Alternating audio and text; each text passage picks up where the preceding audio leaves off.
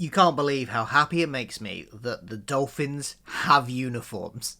This is brilliant.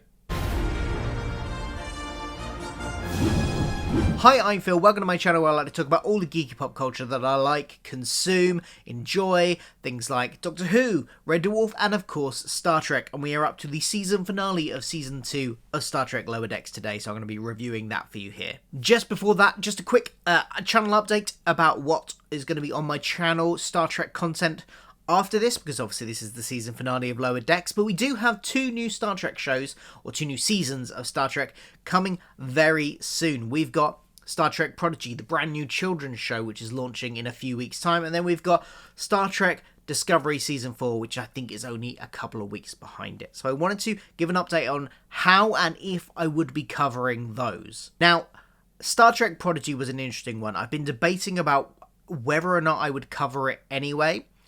And I've decided that I'm probably not going to do weekly reviews of Star Trek Prodigy. There are multiple reasons for that. Partly, I was unsure about how interested I would be initially because it's a show aimed at children. However, having seen the trailers, I think I'm actually going to be really interested in it. So that's less of an issue now. More of the problem is that I've just got too much on. With Star Trek Discovery, which I have been reviewing regularly since season 2 of the show, so I want to do weekly reviews of that. Plus, Doctor Who Series 13 is starting at the end of the month. I just don't have the capacity and the time to do... Plus, I've got a weekly review.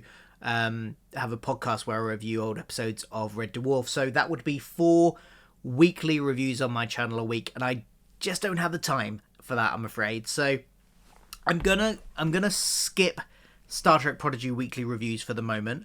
I might do an initial just thoughts of it after the first 1 or 2 episodes, just a general gist. But what I thought I might do, because the other thing is, it's not got an air date on UK TV yet, and that is where I am. Now, as you may notice by the fact that this review is going up on a Thursday and not a Friday when Lower Decks airs in the UK, I have my means, I can watch it. But what I thought I might do is wait till it comes on UK TV, and then... if you think it would, let me know in the comments below if you'd like this. I've got a 6-year-old daughter, so probably the age that this is aimed at, this show is aimed at, sort of 6 to 10. I'm guessing this is the kind of rough age that its primary audience is aimed at on Nickelodeon. So I thought maybe it would be interesting to get her perspective on it and see if she'd be up for doing her thoughts on it. Maybe a reaction, maybe a review, I don't know. But if you'd like the sound of that, let me know in the comments below, because it's a kid's show. It'd be interesting to get a kid's perspective on it, I think. But that won't be until it comes onto UK TV, because otherwise we'd have to watch it on my phone. I think it'd be better to watch it on the big TV wherever it airs in the UK. So, with that all said, let's crack on with Star Trek Lower Decks. This episode is called First Contact. It leads up to the Cerritos' first time having a first contact at the very end of the episode. That's what the title means. There's going to be spoilers. I'm just going to go straight into it of what I thought of this episode. Just generally, first of all, I thought this was a fantastic season finale. It had kind of everything I wanted. I was a little bit worried that, because I thought the last few episodes they've been setting up some kind of story arc, and I didn't think that was going to play into this, watching most of the episode until the very end. And not only that, they set up some more interesting mysteries, which I'm excited to find out what's going to happen with them, especially with Rutherford and his the thing he saw, which we'll get to. That's another mystery, that's another story arc that I think is going to be really interesting in future seasons. I like that we saw an Excelsior-class ship right at the beginning. Sonia Gomez was the captain. I got the feeling that was a character that maybe we should remember, but I didn't. So let me know in the comments who Sonia Gomez is. I could have looked that up before I started this review, and I intended to, and literally just this second realised I never got around to looking it up. So Sonia Gomez, who is she? Is she someone that we've seen before? Let me know. So we get, anyway, a nice scene with the Excelsior. Clearly they're still making Excelsior-class starships, or maybe it's a new type of Excelsior-class starship. You'd think they would be retired by now, given how old they are, but still going strong. We get a nice scene which links into something a bit later on with Marina and Jennifer, the Andorian, who have had this kind of rivalry between them since the show started. I think in possibly the very first episode she mentions how Jennifer is always annoying and snooty and, you know, they just don't get along. And then we've seen her occasionally and they make jibes at each other.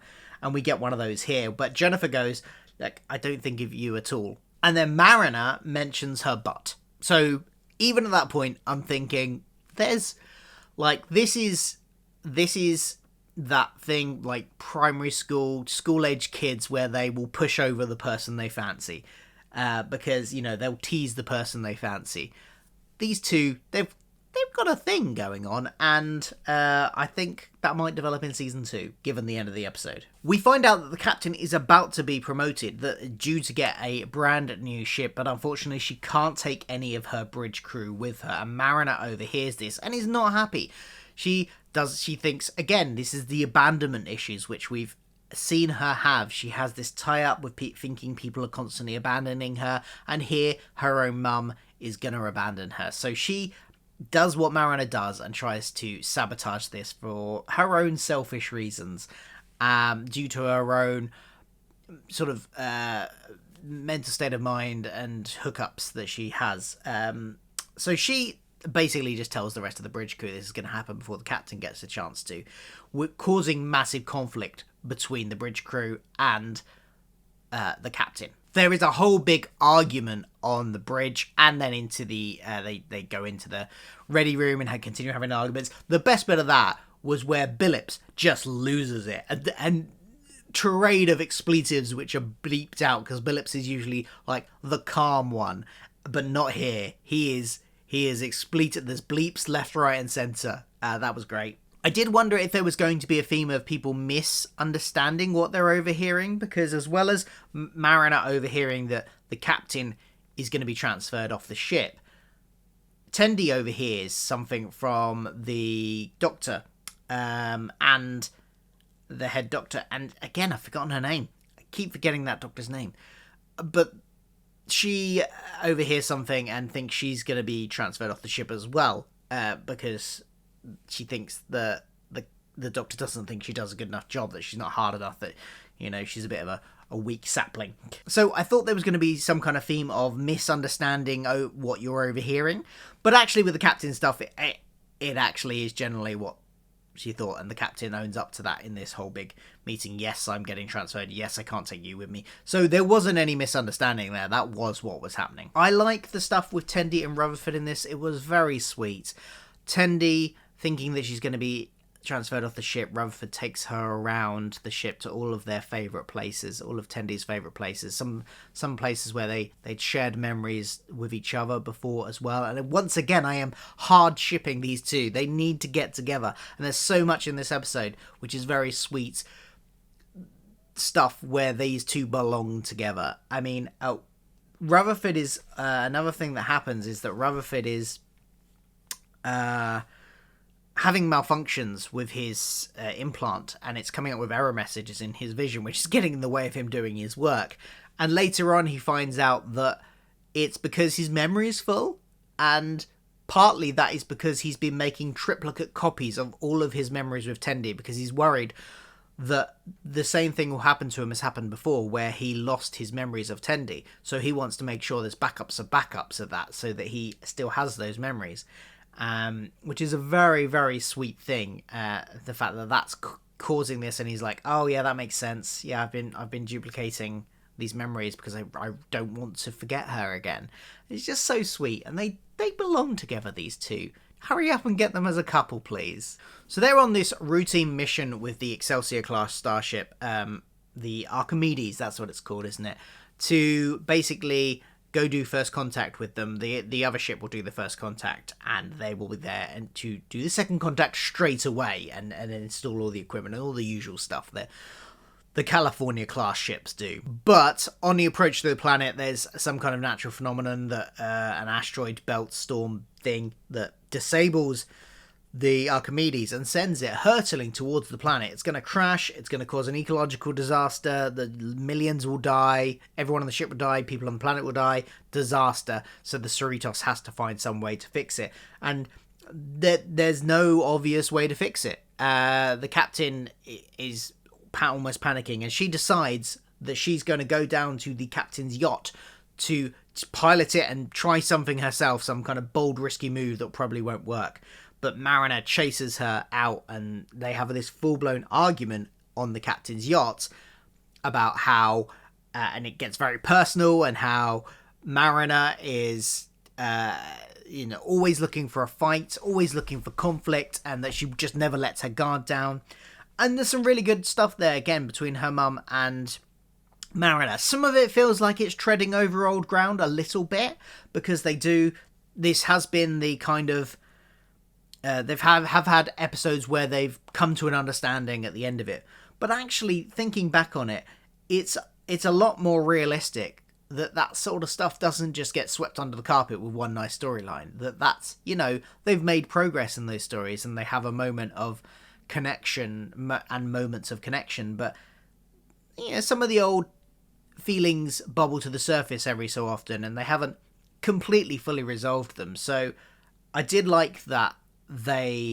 Initially I was like, okay, we've kind of done this, but thinking about it afterwards, it does make sense, and from a character perspective, it feels right that they would go back to it. But it just so happens that Rutherford and Tendy, in their little tour of the places that they like on the ship, had gone to the captain's yacht as well, as a kind of, hey, let's go somewhere that we're not meant to go.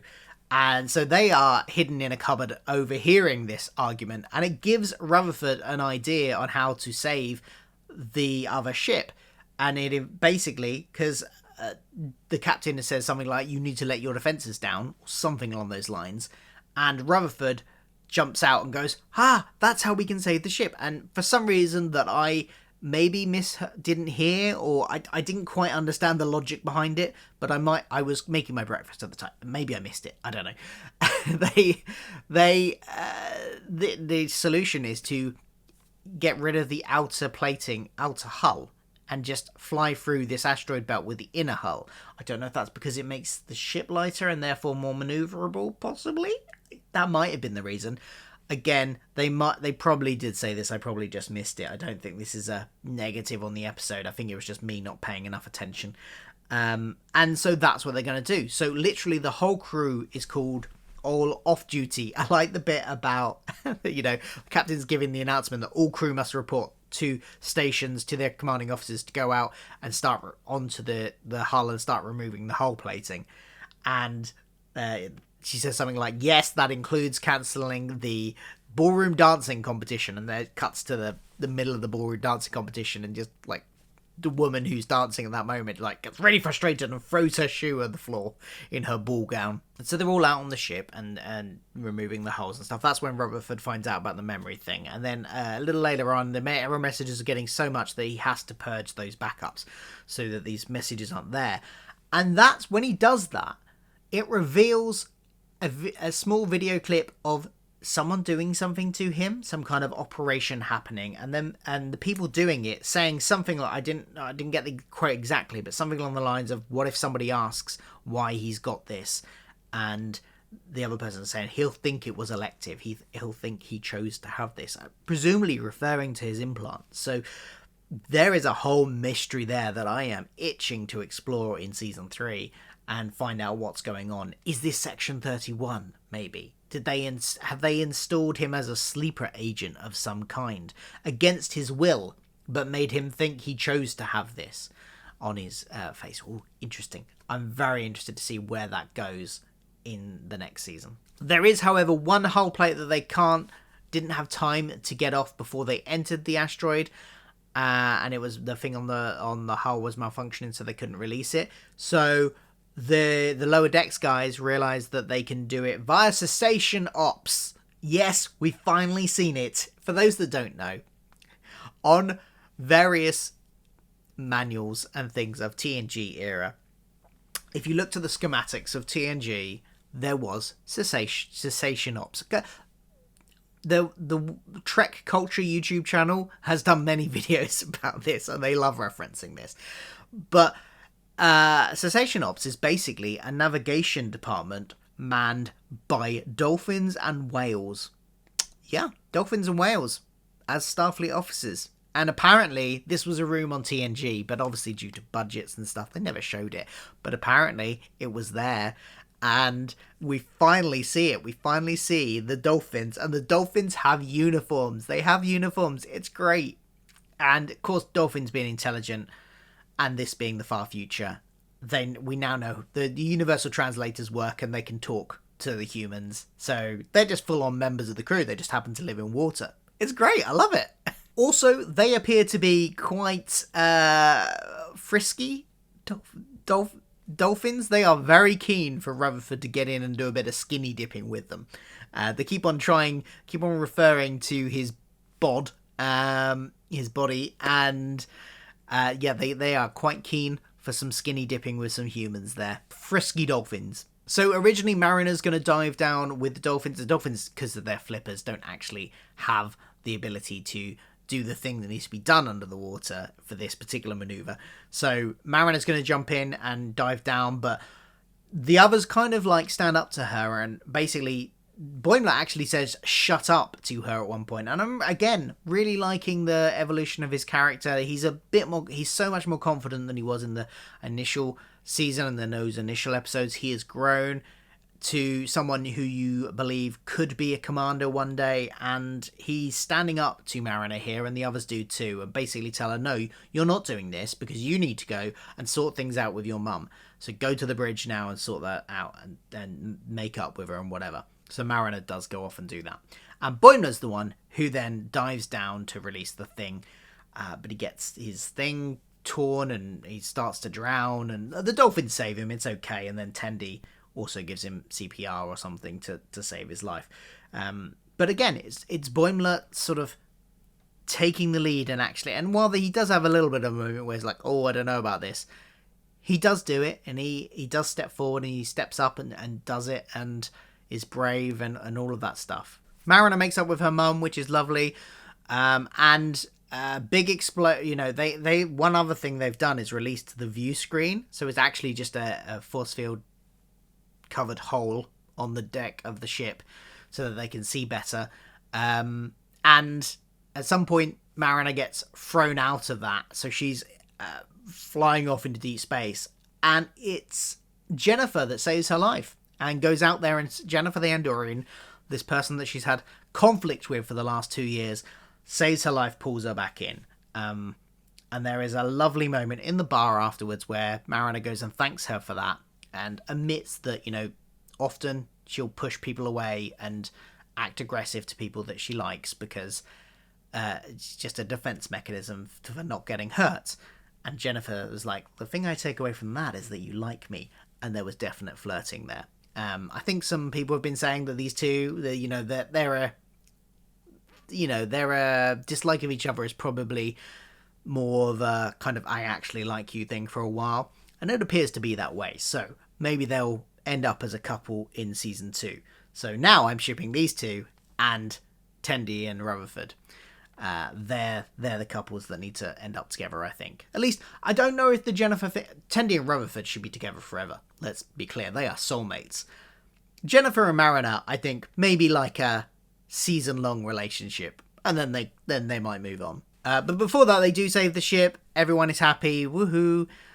Brilliant, all good. And then afterwards, we get the kind of resolution of the plot lines. We get Tendy finding out that she was never being transferred off the ship. She's actually being promoted to being trained to be a senior science officer. And I love the moment where she goes, just like Jadzia Dax. And the Doctor's like, who the fuck is that? Which, is a great commentary on, they're always dropping names from previous shows. And it's a little bit absurd that they know everyone that happens to have been in the TV shows that we as the audience have watched before. But that's because these particular lower decks just are like especially Boimler and especially Tendy are Starfleet buffs. They love poring over the history of Starfleet. And this is a moment where we go, yeah, but not everybody's like that. The Doctor doesn't have a clue who Jadzia Dax is. She knows who Spock is, and she mentions Spock, and he's like, no, like Spock. Because he's much more famous. He's like generally famous. Jadzia Dax is not famous within the Star Trek universe. She's famous to us, the audience, and Tendy she's obviously someone that Tendy is latched onto. But I did like that nice little bit of commentary there. The captain decides she's not going to accept the promotion and goes to tell, when the Starfleet commander arrives, she goes to tell them that. But they're not there to promote her. They're there to arrest her. And this is where the season story arc elements come in. Where I was talking about last week, the Pakleds and the Klingon stuff. Turns out the Pakled planet has been destroyed, blown up. And the captain's being arrested as involved with that. And we are left on a traditional TNG, Deep Space Nine, Voyager era, end of season to be continued. I can't wait for season 3. Can't wait to find out what happens next. With the captain, with the Pakleds, with the Klingons. Where's this story going? Where's Rutherford's story going? Is that connected? Maybe Rutherford was involved with blowing up the planet, but he doesn't know it because his implant controlled him to do it, or something like that. We've seen the implant take over before, of course, when he was training to be on the security team and had to fight the Borg. The implant took over and kicked all the Borg's ass in that hologram simulation. And he was like, whoa! That just took over. So we know the implant can take over. Maybe it did there. Maybe he's involved. Maybe it's Section 31. Let me know what you think is going on there. All your theories in the comments below. I really enjoyed this episode. There was a lot of great character stuff. Everyone got a little bit of moments. I love the Tendy and Rutherford stuff, especially. Marina and her mum. Boimler, I haven't mentioned much about Boimler, but he got that nice moment that I mentioned, standing up, stepping up and doing that dive, but also, and standing up to Mariner, but also there's this nice little plot thread where he's organised banners for Captain Freeman Day, obviously referencing Captain Picard Day from TNG, and everyone's always like, no, that's just for the kids, dude. And he's like, no, he really wants to make it a thing for adults to celebrate as well. Keeps on asking people what they're doing for Captain Freeman Day, and everyone's like, that's just for kids. I mean, even the dolphins are like, that's just for whatever you call baby dolphins. I can't remember, they use the word. That's a nice bit as well. There's great action. It was very tense during the action bits as well, and a thrilling cliffhanger and involvement of story arc elements. It was really good. I really enjoyed this episode, and I'm looking forward to season 3 whenever we get it. Let me know what you thought in the comments below. I will be back for Discovery reviews whenever they start, and like I said, the Prodigy I'm going to hold off on for a little bit, but I will do something about it eventually. Thanks for watching. Don't forget to like, share, subscribe, and all that jazz, and I will see you soon. Goodbye.